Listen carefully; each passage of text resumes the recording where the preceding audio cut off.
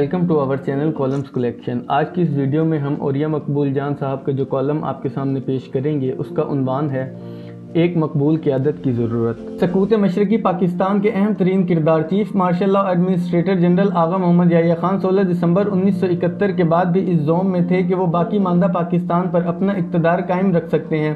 پورے ملک میں ایک مایوسی کی فضا تھی۔ ایسے میں ایک خبر صرف ہتھیار ڈالنے کے 24 گھنٹے کے اندر پھیلی کہ جنرل آغا محمد یحییٰ خان نے اہم قانونی ماہرین کا اجلاس بلایا ہے اور وہ نیا دستور نافذ کرنا چاہتے ہیں۔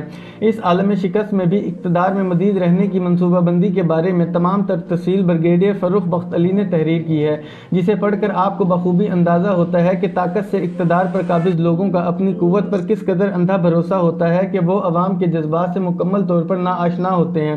بریگیڈیئر صاحب کا انتقال فروری 2021 کو 92 سال کی عمر میں کینیڈا میں ہوا۔ بریگیڈیئر فروخ بخت علی کا مکمل تذکرہ پاکستان کی عسکری تاریخ کے ماہر حامد حسین صاحب کی کتب اور مضامین میں جا بجا ملتا ہے۔ بریگیڈیئر فروخ بخت 1929 میں دلی میں پیدا ہوئے۔ ان کے دادا صفدر جنگ خان امرتسر کے کوتوالے شہر تھے۔ جب ان کا انتقال ہوا تو فروخ بخت علی کے والد بخت یاور کو ان کی ماں نے انتہائی کٹھنائیوں میں پالا۔ گورنمنٹ کالج لاہور سے گریجویشن کرنے کے بعد وہ انڈین پولیس سروس سے وابستہ ہو گئے۔ فروخ بخت بھی باپ کے نقش قدم پر گورنمنٹ کالج لاہور جا پہنچے۔ کالج کے زمانے میں انہوں نے مسلم لیگ کے اسٹوڈنٹ ونگ میں بھرپور شمولیت اختیار کر لی۔ پاکستان بننے کے بعد وہ سیاسی میدان میں جانا چاہتے تھے، لیکن باپ کے کہنے پر پاکستان ملٹری اکیڈمی کے پہلے کورس میں شامل ہو گئے، جہاں انہیں پاسنگ آؤٹ پر نارمن گولڈ ملا۔ انہیں نوکری کے آغاز میں سفارش کا سامنا کرنا پڑا، جبکہ وہ میرٹ کے اعتبار سے آرمڈ کور میں جانے کے اہل تھے، مگر ان کی جگہ فضل حق کو پس پردہ سفارش کی وجہ سے بھیج دیا گیا۔ اپنی محنت سے آگے بڑھتے ہوئے وہ مئی 1971 میں بریگیڈیئر کے عہدے تک جا پہنچے اور پاکستان ملٹری اکیڈمی کے ڈپٹی کمانڈنٹ لگا دیے گئے۔ جنگ کے آغاز ہوا تو انہیں 6ٹی آرمڈ ڈویژن آرٹلری کی کمان دے دی گئی۔ سکوت مشرقی پاکستان کے بعد پورے ملک میں پسماردگی چھائی ہوئی تھی۔ بریگیڈیئر فروخ بخت نے ان دنوں کے حالات کو کنڈکٹ ان بیکمنگ میں تحریر کیا ہے۔ ان کے بقول وہ یہ تصور کر رہے تھے کہ جنرل یحییٰ اور اس کے ساتھی جرنیل فوراً ذمہ داری قبول کرتے ہوئے استعفیٰ دے دیں گے۔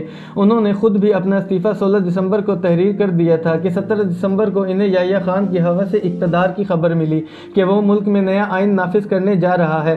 وہ فوراً میجر جنرل اسکندر کریم کے پاس گئے، جو ایک بنگالی افیسر تھا اور بچو کریم کے نام سے مشہور تھا، اور اسے کہا کہ نوجوان افسران سخت مشتعل ہیں، ان کے جذبات اوپر پہنچاؤ۔ بچو کریم ایک بنگالی ہونے کی وجہ سے اس وقت بہت خوفزدہ تھا اور ایسا نہ کر سکا۔ بریگیڈیئر فروخ نے اسے اپنے کارواں میں بند کیا اور کمان سنبھال لی۔ آرمی ری زیرو کا سربراہ میجر جنرل بشیر اسی بچو کریم سے ملنے آیا تو اس نے اسے حالات سے آگاہ کیا۔ میجر جنرل بشیر نے فوراً غصے میں فروخ بخت سے کہا، تم زیر حراست ہو، میری جیپ میں بیٹھو، تمہیں ہیڈ کوارٹر لے کر جاتا ہوں۔ اتنے میں چند نوجوان افیسر سامنے آ گئے اور جنرل بشیر نے ارادہ ترک کر دیا۔ اسی دوران میجر جنرل شمیم اور بریگیڈیئر اقبال مہدی شاہ بھی ان نوجوانوں کے ساتھ مل گئے۔ انہوں نے حالات کی آگاہی کے لیے chief of general staff lieutenant general Gul Hassan کو ڈویژنل ہیڈ کوارٹر آنے کی دعوت دی۔ اس نے انکار کیا تو کرنل آغا جاوید اقبال اور کرنل علیم آفریدی کو اس کے پاس بھیجا۔ یہ دونوں اس کے پاس پہنچے تو وہ بہت شکستہ دل ہو رہا تھا، کہنے لگا، میں نے فوج چھوڑنے کا فیصلہ کر لیا ہے۔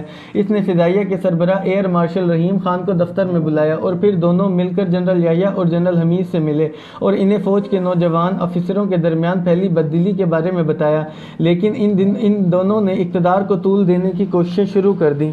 لیفٹیننٹ جنرل ٹکا خان نے ڈویژن ہیڈ کوارٹر میں میجر جنرل سے بات کرنے کے لیے کال کی تو اسے کہا گیا کہ کمان بریگیڈیئر فروخ کے پاس ہے، اس سے بات کرو، تو اس نے کال کاٹ دی۔ کوارٹر ماسٹر جنرل مٹھا نے ایس ایس جی کے کمانڈر بریگیڈیئر غلام محمد سے کہا کہ کچھ کمانڈوز بھیجو تاکہ ڈویژن ہیڈ کوارٹر کا کنٹرول واپس لیا جائے۔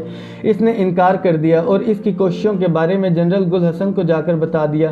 صوبوں کے گورنر جو کہ جرنیل تھے، ان سے یحییٰ خان نے بات کرنا چاہی، لیکن سندھ میں رحمان گل، سرحد میں کے ایم اظہر اور بلوچستان میں ریاض حسین نے بات کرنے سے انکار کر دیا۔ یہ تھے وہ حالات جن میں ذوالفقار علی بھٹو، جو اس بچے کچے پاکستان کا واحد مقبول لیڈر رہ گیا تھا، اس کو بلا کر اقتدار اس کے حوالے کیا گیا۔ اس کے چند گھنٹوں بعد ہی ملک پرسکون ہو گیا اور عوامی غم و غصہ جاتا رہا۔ لوگ مستقبل کی طرف نظریں لگائے پر امید ہو گئے۔ چند دن پہلے کی شکست کے زخم مندمل ہونا شروع ہو گئے۔ اس وقت کی فوج کی اکثریت کو اس بات کا اندازہ ہو گیا تھا کہ ملک جب بھی کسی بحران کا شکار ہوتا ہے تو اسے انتظامیہ قوت، طاقت یا فوج کی ضرورت نہیں ہوتی، بلکہ ایسے میں اسے ایک ایسے مقبول اور پاپولر رہنما اور قائد کی ضرورت ہوتی ہے جو قوم کو حوصلہ دیتا ہے، اس کی ڈھارس بندھاتا ہے اور امیدیں جگاتا ہے، جس کی محبت کی خاطر قوم دکھ سکھ برداشت کر لیتی ہے، روکی سوکھی کھا کر اس کے لیے گزارا کرتی ہے کہ انہیں یقین ہوتا ہے ان کا محبوب رہنما حالات بدل دے گا۔ آج پاکستان کو بھی ویسے ہی ایک مقبول رہنما کی ضرورت ہے جو موجودہ بدترین حالات میں لوگوں میں امید بھر دے۔ یہ مقبول رہنما صرف الیکشنوں سے ہی برسر اقتدار آ سکتا ہے۔ اس وقت اگر طاقت سے اقتدار کو چند دن بھی آگے بڑھانے کی کوششیں کی گئی تو یہ بہت خطرناک ہوگا۔ آج عوامی غم و غصہ 1971 سے کہیں زیادہ ہے، اس لیے آج الیکشنوں کی ضرورت بھی اس سے کہیں زیادہ ہے۔ گورنر لیفٹیننٹ جنرل عتیق الرحمان نے یحییٰ خان سے بات کی اور اسے بتایا کہ گورنر ہاؤس کے باہر ایک بہت بڑا ہجوم کھڑا ہے اور نعرے لگا رہا ہے۔ یحییٰ نے پوچھا وہ کیا مانگتے ہیں؟ جنرل عتیق نے کہا تمہارا سر مانگتے ہیں۔ یحییٰ نے کہا مجھے سمجھ نہیں آ رہا، تو اس نے فکرے کو دہرایا تو یحییٰ نے کہا تم نے ان لوگوں کو میرے خلاف کیا ہے۔ جنرل یحییٰ خان نے جنرل مٹھا کو بریگیڈیئر علی کے پاس بھیجا کہ اسے کہو کہ اگر جنرل حمید کو میری جگہ بٹھا دیں تو راضی ہو جاؤ گے۔ نوجوان افسران جنرل حمید کو بھی برابر کا ذمہ دار سمجھتے تھے، اس لیے انہوں نے انکار کر دیا۔ D G I S I brigadier Ghulam Jilani اور D G M I brigadier Iqbal Khan کو ڈویژن ہیڈ کوارٹر بھیجا گیا کہ وہ بریگیڈیئر فاروق اور بریگیڈیئر اقبال مہدی شاہ کو راضی کریں، لیکن حالات اور بدلے ہوئے تیور دیکھ کر ایجنسیوں کے دونوں سربراہ جنرل گل حسن کے پاس چلے گئے اور اسے حالات سے آگاہ کر دیا۔ بدترین شکست اور افسران میں غصے کے باوجود جنرل حمید نے آڈیٹوریم میں تمام افسران سے خطاب کرنے کی ٹھانی تاکہ انہیں بتا سکے کہ اس وقت فوج کا اقتدار میں رہنا ملک کے لیے کس قدر ضروری ہے، لیکن اس کے ساتھ جو افسران نے سلوک کیا وہ تاریخ کا حصہ ہے۔ جنرل گل حسن نے بریگیڈیئر ضیاء الحق کو کئی میل دور سے بلا کر ڈویژن ہیڈ کوارٹر بھیجا تاکہ وہ اسے حالات سے مسلسل باخبر رکھے۔